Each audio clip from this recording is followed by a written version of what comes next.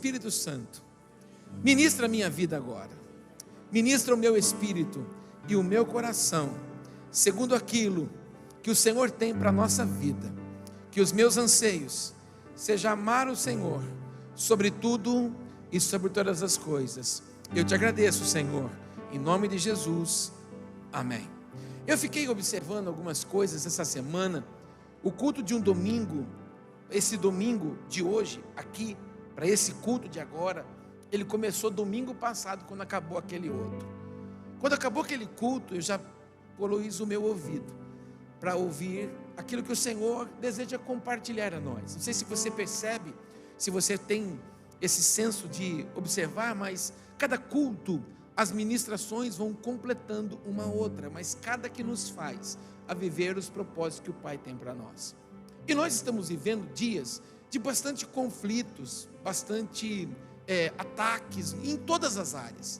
E quando nós falamos disso, principalmente o que norteia os nossos irmãos em Israel, os nossos irmãos naquela guerra da Rússia com a Ucrânia, nós vemos as nações entrando em erupção, nós vemos algumas coisas não caminhando como nós desejávamos e nós esperávamos, porém nós sabemos que tudo isso é cumprimento. Aí, como pastor, eu fico muito preocupado, porque agora começa muitas lives, muitas transmissões, muitos homens de Deus que têm chamado sim, para impartir em nós os estudos do tempo do fim. Mas eu preciso dizer uma coisa para você: Apocalipse para nós não deveria ser um assombro, Apocalipse para nós deveria ser alegria. Olharmos para o Apocalipse e dizer como o nosso Deus ele é fiel, como o nosso Deus é maravilhoso, porque Ele permitiu que o João contemplasse aquilo que há de vir, para que na verdade a noiva se prepare para o encontro com o seu amado. Então a igreja de Jesus, como a gente cantou aqui, ela vai ser arrebatada. Então o arrebatamento não deveria ser uma preocupação para nós. Eu vejo hoje muita gente preocupada, angustiada, as pessoas medrosas com isso. Ela percebe um movimento estranho que está acontecendo nas nações, ela começa a se apavorar, mas para nós não deveria ser assombro, para nós deveria ser júbilo, para nós deveria ser verdadeiramente Ele é fiel, tudo que Ele disse está se cumprindo, e se está se cumprindo, Ele vem andando e saltando sobre os montes. Então eu amo escatologia, eu amo falar disso. Quando eu posso ministrar aula, eu amo falar desse assunto, eu amo mostrar algumas coisas que apontam para o tempo do fim. Mas, amados, não dá para a gente ficar olhando para as coisas do fim e parar. Não dá para a gente ficar olhando para as coisas que estão acontecendo ao nosso redor e esfriar o nosso amor. Não dá para nós ficarmos olhando as guerras e os mísseis que se levantam aqui e acolá e nós pararmos de contar para as pessoas que Jesus é bom e que Jesus ama pessoas. Não, nós precisamos continuar a nossa jornada. Nós não podemos ter medo de avançar nos nossos negócios, nós não podemos ter medo de sair para trabalhar. Não, aquele que nos guarda não dorme, aquele que nos guarda conhece a nossa estrutura, Ele sabe que nós somos pó. Então eu fiquei pensando sobre essa semana toda e achei essa frase: quem tenho eu?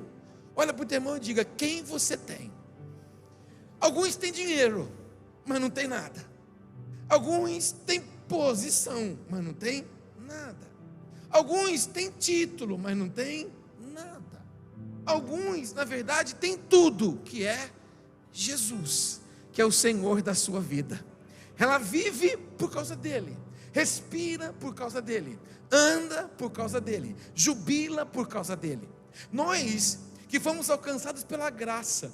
Eu celebrei nessa última terça-feira, dia 17, o dia que antecedeu meu batismo, dia 18, na quarta-feira, completou 26 anos do meu batismo, 26 anos que eu fui às águas. Eu tenho 50 anos, 24 anos da minha vida eu vivi na lama, 24 anos eu vivi na religião, vivi cego, vivi andando à mercê da manipulação de Satanás. Mas quando os meus olhos se abriram e o amor de Cristo inundou a minha vida, a vida do Paulo foi um up, A vida do Paulo foi uma mudança. Há um Paulo com 24 anos e há um Paulo que nasceu e de 26 anos depois alcançou e viveu a graça do Senhor. Então eu agora vivo para Ele, vivo por Ele, vivo por meio dEle. Por isso que o apóstolo Paulo declara: porque dEle, por Ele e para Ele sejam todas as coisas. A minha vida precisa ser para Ele, o meu riso precisa ser para Ele, o levantar das minhas mãos precisa ser para Ele. Esse culto aqui não é para mim, esse culto não é para você, esse culto não é para nós, esse culto aqui é para Ele. A expectativa desse culto não deveria ser para nós. Fala comigo, Deus. Não, Senhor, eu estou aqui para te ofertar o melhor louvor. Eu estou aqui, Senhor, para dizer para o Senhor que a semana passada foi extraordinária, e nessa que estou pisando uma nova com o fôlego da vida, será melhor ainda. Então recebe, Senhor, tudo com júbilo, recebe tudo com festa, recebe tudo, Pai, com uma alegria. Deveria ser essa a expectativa nossa, mas não. Os meus problemas e os teus estão na frente, as circunstâncias contrárias que nós estamos vivendo muitas vezes estão na frente. Às vezes a gente limita o favor de Deus na nossa vida por aquilo que nós estamos vivendo, por aquilo que temos que decidir amanhã, ou quando não na quarta-feira, ou quando não lá na sexta-feira. Estamos sofrendo com antecipação. Há anos eu prego essa palavra chamada pré-ocupação. Essa palavra se divide em duas: pré-ocupação. A gente se ocupa daquilo que não deve, e porque a gente se ocupa com aquilo que não deve, a gente não tem espaço para se ocupar com aquilo que era necessário. Qual é? O favor e a graça imutável do nosso Deus. Eu estou aqui, você está aqui por causa da graça do Senhor. Olha para o teu irmão e diga: você está aqui por causa da graça. Fala para ele: você existe por causa da graça. Fala: você participa desse culto hoje por causa da graça. Por que você participa desse culto? Por causa da graça. Então, levanta a cabecinha assim para o céu. Imagina que os céus se abriram. Dá um sorriso para o Senhor. Manda um beijo para Ele. Fala: lindo. Fala para Ele: maravilhoso. Fala para Ele: eu te amo. Fala para Ele: eu estou aqui muito além das minhas necessidades. Eu estou aqui porque eu te amo. Depois que você fizer isso, faz festa, faz júbilo, faz um barulho. A Ele a glória. A Ele a glória. Canta para Ele, levanta as mãos e declara: a Ele a glória. Jesus, Jesus, para sempre, amém.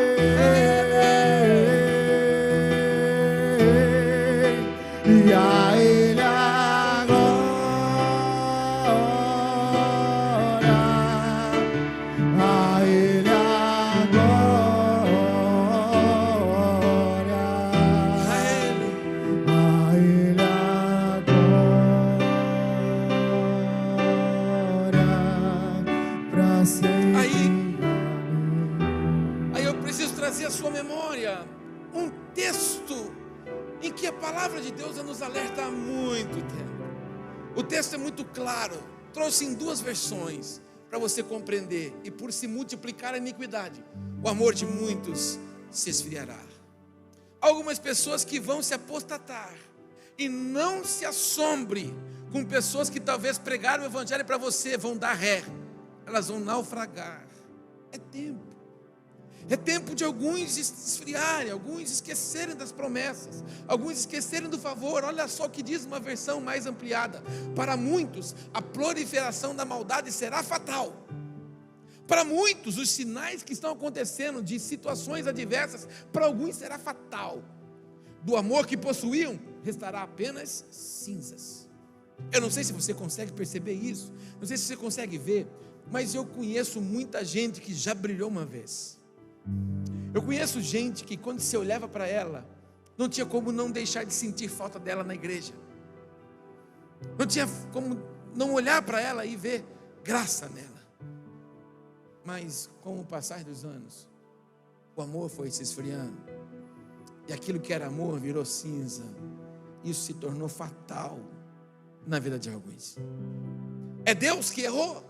Não. É Jesus que falhou? Não. É o Espírito Santo que deixou de visitar? Não. Uma brasa longe da fogueira, ela se apaga. Lá naquela casa maravilhosa que você tem com uma piscina olímpica, fala amém que Deus te dá. Aquela churrasqueira maravilhosa que já está lá alguma coisa, pelo menos o espeto já está lá. Mas aquela churrasqueira maravilhosa, você sabe que se você não alimentar ela com carvão, o fogo não sustenta. Chega uma hora que aquelas brasas avermelhadas, elas vão se apagando e viram cinzas. Se você quiser apagar aquele fogo, não coloque mais carvão. Acendeu para o almoço, te entrega o espeto, te entrega a comida, te entrega tudo, mas no finalzinho da tarde aquele negócio está lá, dando trabalho. Cinza dá trabalho, meu Deus, conta para o teu irmão, você tem uma revelação, conta para ele, cinza dá um trabalho, irmão. Isso. Então, para alguns, o tempo do fim será um caos, mas, olha só o que diz também a palavra do Senhor. Muda essa tela para mim, por favor. Olha só o que diz: o céu e a terra passará, mas as minhas palavras não hão de passar. Vou contar até 3, você fala isso comigo, por favor. Céus e terras passarão, mas a minha palavra não vai passar. Vamos lá? 1, 2, 3.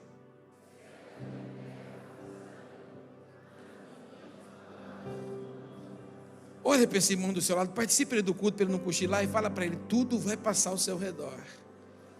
Diga para ele: mas a palavra. Diga para ele: mas a palavra.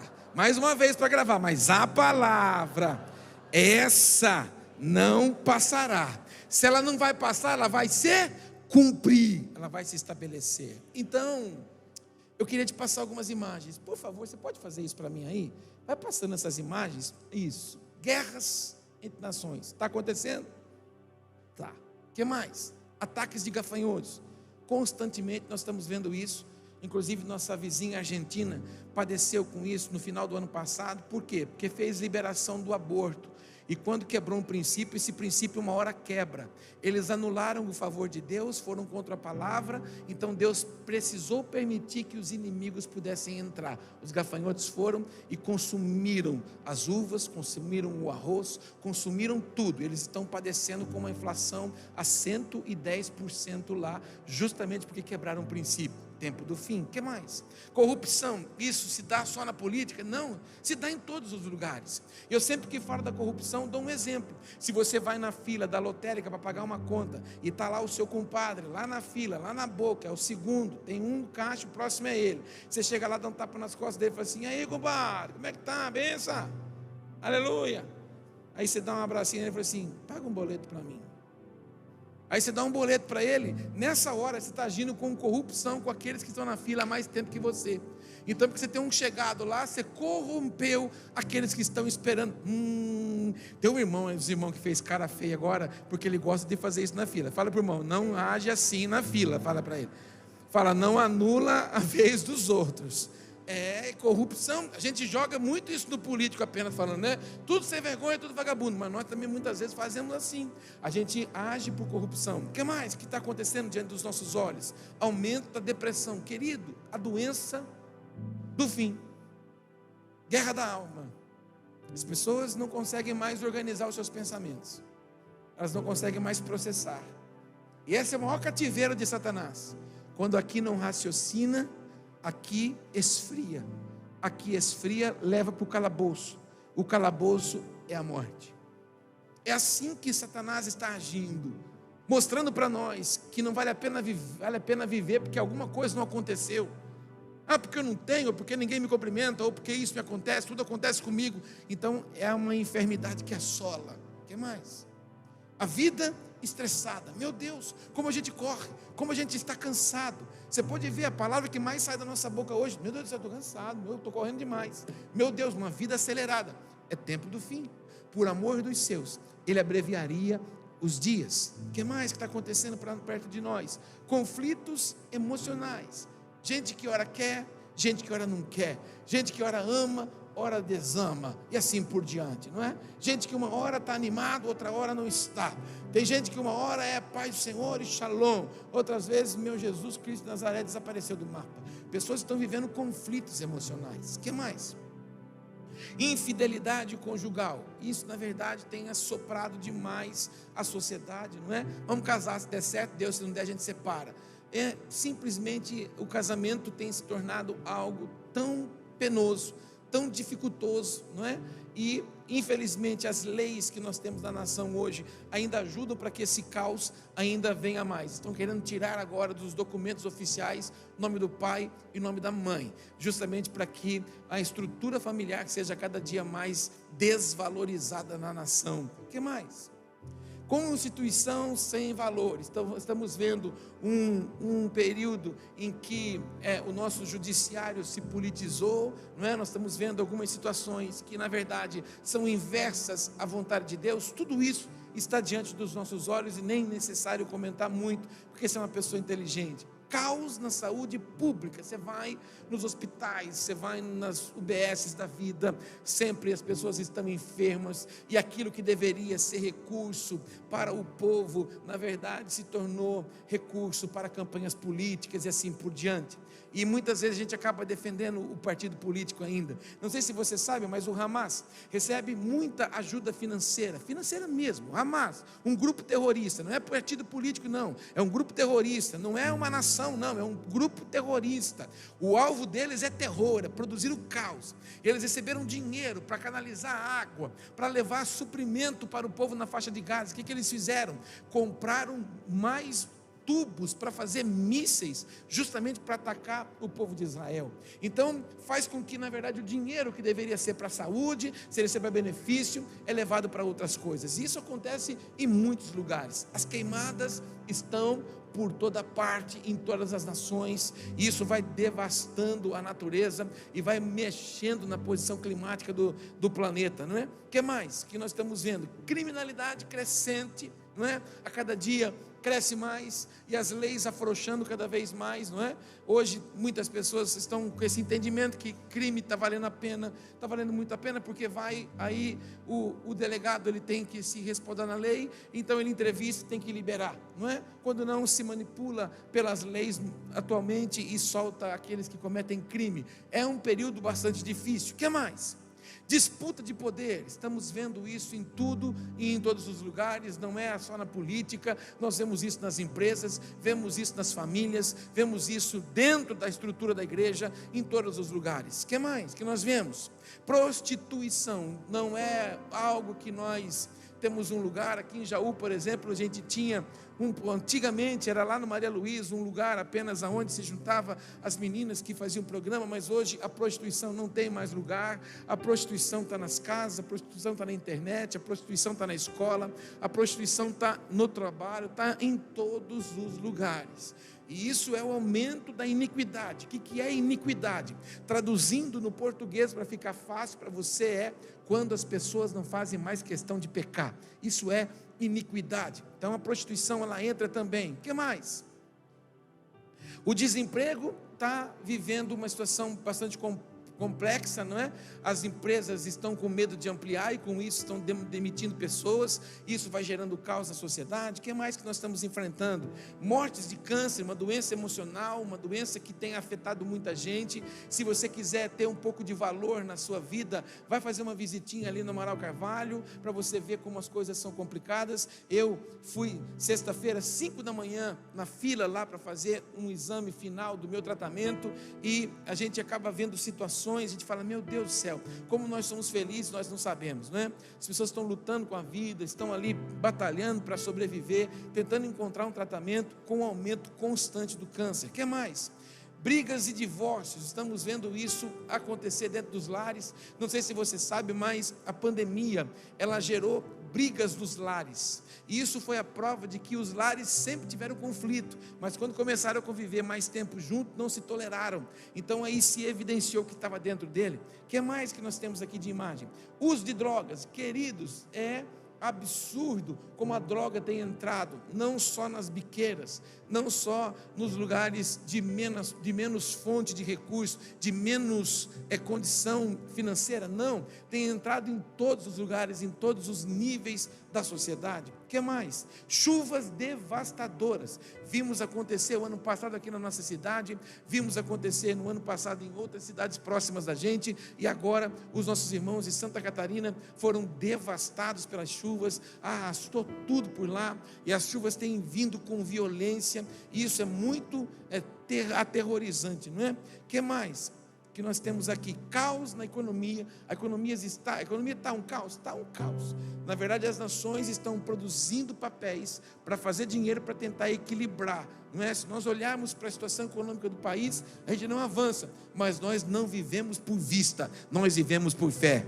Amém? O que mais que tem de imagem aí? Nem precisa comentar muito. Isso é uma guerra constante, uma briga e um enfrentamento que a igreja precisa ter sabedoria para enfrentar e para passar. Mas a gente precisa saber o que a gente quer viver e aquilo que a gente quer tolerar. Ideologia de gênero vem goela abaixo, anulando aquilo que a gente conhece como palavra de Deus. Mortes por acidente todos os dias, toda hora. Pessoas são ceifadas porque excesso de bebida, excesso de velocidade, assim por diante. Pessoas e famílias são destruídas. E a liberação do aborto, que tem vindo com bastante força e agora inundou a nossa nação. Mas nós, com voz poderosa, em mãos santas, nós declaramos que o Brasil não se prostrará a essa afronta à palavra de Deus, em nome de Jesus. E nós declaramos que todo intento do inimigo para o Brasil não se cumprirá, em nome de Jesus. Amém? O que mais que a gente tem aí? Conflito mundial, principalmente por causa da tecnologia 5G, que é um alcance de informação muito grande. As pessoas, elas querem saber aonde você está. Não sei se você sabe, mas seu telefone celular tem câmera, seu telefone celular tem rastreador. Nesse exato momento todo mundo sabe aonde você está. A senha que você faz, que você imagina que ela seja sigilosa, a nuvem sabe qual é a senha, a nuvem tem acesso aos seus dados, a nuvem tem acesso ao seu banco, a nuvem tem acesso ao seu dinheiro. Inclusive agora o Google te oferece todos os meses um feedback de onde você passou naquele mês, dizendo para você: esse mês você esteve nesses lugares, ou seja, em todo lugar você está. Não sei se você se lembra, mas na Bíblia diz que o anticristo vai reinar, e para ele governar nós teremos uma marca chamada 666.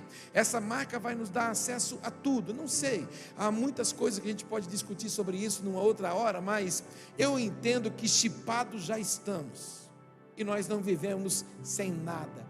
Tudo é no telefone, acesso ao seu banco no telefone, tudo é através da tecnologia. Então nós já estamos com a cabeça prostrada, olhando para algo que nos impediu de socializar, nos impediu de estar próximos de pessoas. Há um conflito mundial vindo aí. A pandemia que assolou a gente, né, com a Covid, e agora ele vem de novo, está assolando muitas pessoas, estão sendo contaminadas outra vez, e não só ela, de tantas outras pragas que estão rondando a nação. Eu acho que deve terminar aí, deixa eu ver, pula. O que fazer? Olha para o teu irmão e diga isso para ele: o que fazer? Me deparei com essa pergunta: o que fazer? E é aqui que começa a minha pregação. Eu gostaria muito que você tivesse Bíblia aí. Se você não tem papel, liga ela, e nós vamos ler um salmo juntos. Salmos 73. Abre lá, Salmos 73. Não é um salmo de Davi, é um salmo de Asaf. Enquanto você abre Salmo 73, que é bem fácil, no meio da Bíblia, eu vou te contar quem é o homem que cantou esse salmo. A Bíblia traz para nós 150 salmos, são 150 capítulos, 150 canções. Foram escritos por vários poetas, cantores e por vários músicos. Davi compôs dos 150 a 108. Asaf, Remã, Etan, Gedutum, Coré e os seus filhos compuseram outros 25 salmos. Asaf foi o segundo maior salmista depois de Davi. Ele compôs 12 salmos. O nome do seu pai era Gerson, e ele descendia da tribo de Levi. Você pode ver isso depois em casa, em 1 Crônicas, capítulo 6, verso 39 ao 43. Durante o reinado de Davi, de 1077 a 1038 a.C., Asaf foi um dos principais cantores e tocadores de símbolos, um dos instrumentos musicais daquela época, acompanhando a arca do Senhor à medida que ela era trazida da casa de Obed-edom até a cidade de Davi. Asaf compôs os salmos de número 50, do 73 ao 83. Então ele compôs 12 salmos. Alguns historiadores dizem que Asaf foi o regente do coral de Deus dentro da primeira casa de louvor que o Senhor teve construída pelas mãos dos homens, do templo de Salomão. Quando nós vemos Salomão orando ao Senhor dentro da casa, consagrando aquele lugar, a Bíblia diz que enquanto ele orava, a nuvem, a Shekinah, entrou no templo. O que é a Shekinah? A Shekinah não é aquela mangueira de bombeiro que apaga incêndio. A Shekinah é aquele sprayzinho que a maior parte das irmãs tem para baixar o cabelo. E quando você quiser saber o que é Shekinah, pega aquele sprayzinho e vira para o rosto assim, ó, e aperta. O seu rosto suporta aquilo. A Shekinah, o meu corpo e o seu suporta. A glória não. Então Deus nunca nos visitará com a sua glória. Porque se Ele vier com o peso da glória, o nosso corpo explode, ele não tem força suficiente para suportar o peso da glória. O nosso corpo, ele tem capacidade de receber a visitação, a Shekinah. E a Bíblia diz que quando Salomão orava, aquele lugar estava tão cheio da glória de Deus, da adoração ao Senhor, que ninguém suportou ficar em pé, todos se prostraram. Asaf era ministro daquela casa. Então nós estamos falando de alguém que cantou uma canção, de alguém que vivia uma vida de adoração ao Senhor. Então eu trouxe esses salmos para ler com você, justamente para que eu e você olhe para esse salmo aqui, e a gente saia daqui hoje não olhando para essas imagens que nós vimos, ou pelos noticiários que nós estamos vendo, e a mídia que tenta nos manipular, que tenta nos levar para viver longe dos propósitos do Senhor, e principalmente não crendo que Deus pode mudar, mas que os meus olhos e os seus estejam verdadeiramente no Senhor. O Salmo 73 diz assim, a partir do verso 1, nós vamos ler ele numa boa parte dele. Certamente Deus é bom para com Jaú, para os puros de coração. Eu vou tirar Israel, vou tirar Jaú e vou colocar a minha família. Você vai dizer aí a sua família. Vamos lá? Certamente Deus é bom para com a minha família, para os puros de coração. Quanto a mim, os meus pés quase tropeçaram, por pouco eu não escorreguei. Olha o que o ministro, olha o que o autor de 12 salmos está dizendo. Quanto a mim, eu quase vacilei. Quanto a mim, eu quase tropecei. Quanto a mim, eu quase escorreguei. Quanto a mim, houve um período em que o meu foco foi perdido do trono. Quanto a mim, houve um momento que os meus olhos não estavam na graça, não estavam na plenitude de Deus, estava em algum outro lugar, e ele conta isso. Pois eu tive inveja, verso 3, tive inveja dos arrogantes, quando vi a prosperidade desses ímpios. Eu vacilei mesmo, quando eu comecei a olhar o que estava acontecendo ao meu redor. Eu estava vendo uma porção de gente que não tinha o compromisso que eu tinha. Eu estava olhando um monte de gente que não ia na igreja de quinta, não ia na igreja de domingo. Eu estava vendo um monte de gente que não ia na sala de oração da segunda-feira, nem participava do coral, nem participava de ação de evangelismo. Estava vendo um monte de gente que não estava nem aí. É só indo para o supermercado e comprando as caixinhas de cerveja, comprando a carne, comprando o carvão, comprando lá o tomate e a cebola, fazendo churrasco. Parece que as coisas para eles não tem problema, nem no hospital vejo eles indo. Mas eu que estou indo na igreja, eu que estou buscando, é guerra dentro da minha casa, é problema com os meus filhos, parece que tudo que eu recebo não dá, parece que as contas multiplicam lá em casa, parece que lá em casa, em vez de multiplicar a bênção, multiplica boleto. Não estou entendendo esse negócio. E o churrasco lá em casa é churrasco de cebola, churrasco de batata, churrasco de ovo. Não tem a carne, está faltando as coisas, abre a geladeira, não tem um guaraná, é aquela garrafa PET com aquelas marcas de mão. Que isso? Desse jeito não está valendo a pena ser crente. Assim estava Asaf. Começou a olhar à volta dele, os ímpios, aqueles que não tinham compromisso, aqueles que não tinham muita coisa, aqueles que na verdade não estavam nem aí com o que estava acontecendo. O texto continua no verso 4. Eles não passam por sofrimento e têm o corpo saudável e forte. Eles estão livres dos fardos de todos, não são atingidos por doenças como os outros homens. Por isso o orgulho lhes serve de colar e se vestem de violência. São injustos, não são dizimistas, não são ofertantes, não são contribuintes das coisas do reino. Eles têm carro 0 quilômetro, troca de carro todo dia, a vida deles é uma festa.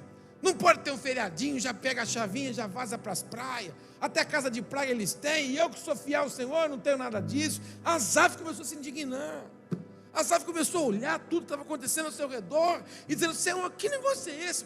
Paralisou Asaf. Asaf ficou neutralizado, ficou estático.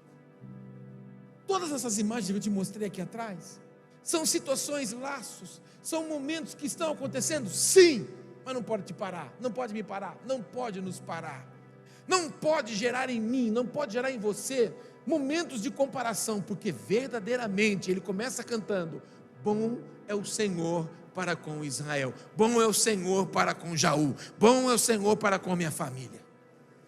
Então, se os nossos olhos clamam por isso e declaram isso, a gente precisa continuar a nossa jornada. O texto continua: do seu íntimo brota maldade, da sua mente transbordam maquinações. Eles zombam e falam com más intenções, em sua arrogância ameaçam com opressão. Com a boca arrogam a si os céus, e com a língua se apossam da terra. Por isso, o seu povo se volta para eles e bebem suas palavras até saciar-se. Eles dizem: como saberá Deus? Terá conhecimento Altíssimo? Assim são os ímpios, sempre Deus preocupados, aumentam as suas riquezas. Olha o salmista, olha o ministro da casa do Senhor, olhando o que está acontecendo ao seu redor. Tirou os olhos do trono, tirou os olhos da graça, tirou os olhos do favor. Olha para o teu irmão e diga isso para ele: não tire os seus olhos do favor de Deus. Fala para ele, se você já provou do favor de Deus uma vez, fala para ele: Ele é o mesmo de ontem, de hoje e para sempre. Amém? Nada muda o meu Deus, nada muda o seu Deus, nada muda o nosso Deus. Agora as coisas têm poder de mudar a mim e a você. E o texto continua dizendo, versículo 13: certamente foi inútil manter puro o meu coração e lavar as mãos da inocência, pois o dia inteiro sou afligido e todas as manhãs sou castigado. Olha o que o salmista diz: o que está valendo a pena? O que está valendo a pena ser fiel? O que está valendo a pena me manter íntegro, me abster de tantas coisas? Não vale a pena. Olha o nível de indignação. E o texto continua: se eu tivesse dito, falarei com eles, teria traído os teus filhos.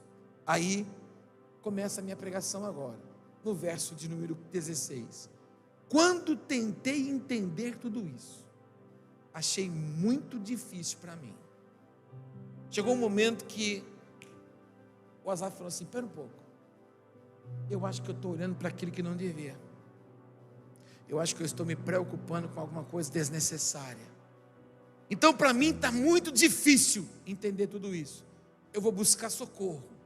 Aí o texto diz assim: até que entrei no santuário de Deus, e então eu compreendi o destino dos ímpios.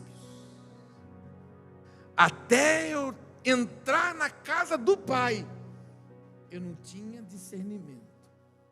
Mas quando eu entrei na casa do Senhor, quando eu fui para a presença de Deus, de onde eu não deveria de ter saído, então eu vi qual é o destino dos ímpios, o que na verdade eles estão buscando e o que eles vão colher. E aí ele começa a dizer: certamente os põe em terreno escorregadio e os faz cair na ruína, como são destruídos de repente, completamente tomados de pavor.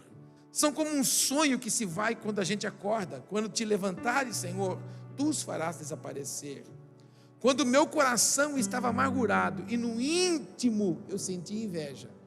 Esse texto aqui, do versículo 21, nas traduções mais contemporâneas, diz assim: azedou-se o meu coração, sinto picadas no meu rim. Quando ele colocou o seu coração num estado de amargura, o seu rim, filtro das emoções, começou a denunciar os seus sentimentos. Aí o texto continua: agi como um insensato e ignorante, minha atitude para contigo era de um animal irracional. Contudo, sempre estou contigo, tomas a minha mão direita e me sustém. Tu me diriges com o teu conselho e depois me receberás com honras.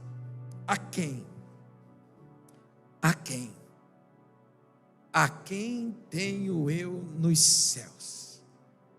E na terra, nada mais desejo além de estar junto a ti. Vou contar até 3, você vai ler esse texto comigo. Vamos lá? 1, 2, 3.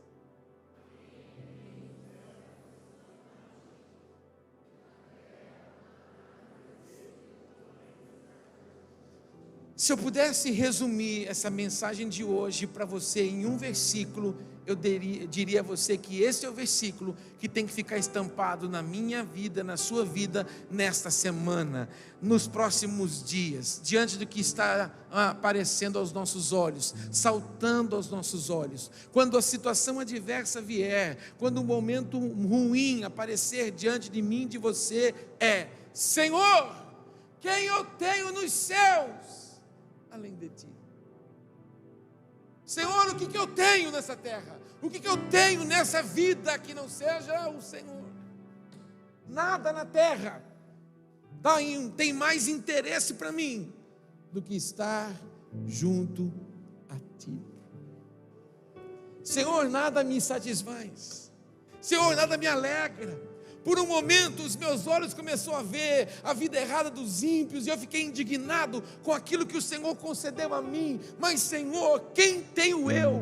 O que tenho eu nos céus que não seja o Senhor? O que eu tenho na terra que não possa ser o Senhor? Nada que o Senhor me dê na terra pode preencher o lugar que só o Senhor tem na minha vida. Meu Deus, isso é fabuloso, isso é extraordinário. Você pode dizer: Senhor, o que eu tenho no céu, se não o Senhor? Diga: o que eu tenho na terra, que não seja estar junto a ti.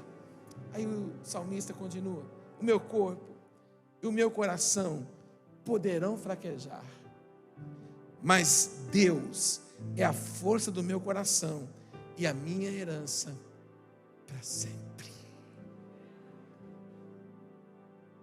Tudo pode se consumir ao meu redor, tudo pode doer dentro de mim, tudo pode desmoronar à minha frente, mas Senhor, só o Senhor pode ser a minha força, e o Senhor é a minha herança para sempre.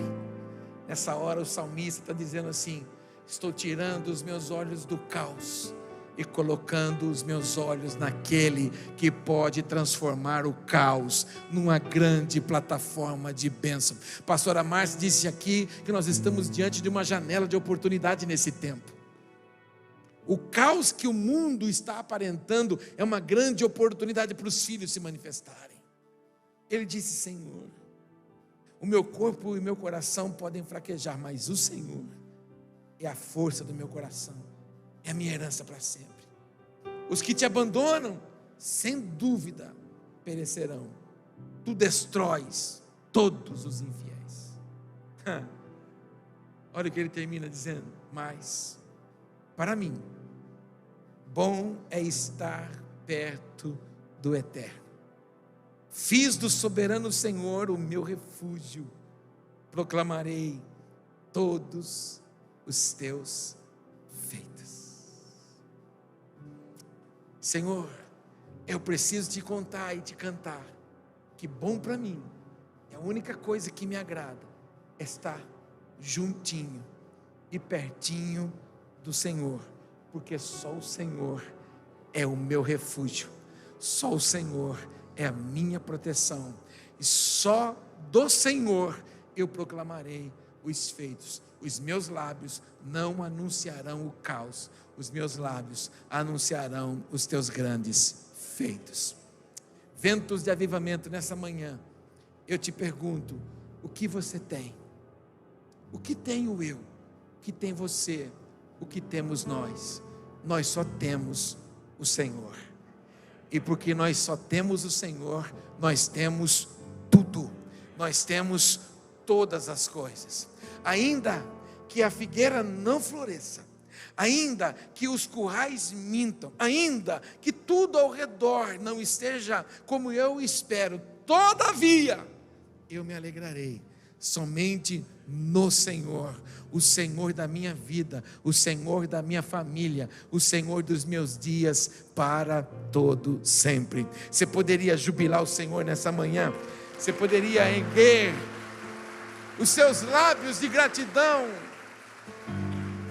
e ficar em pé para a gente adorar o Senhor?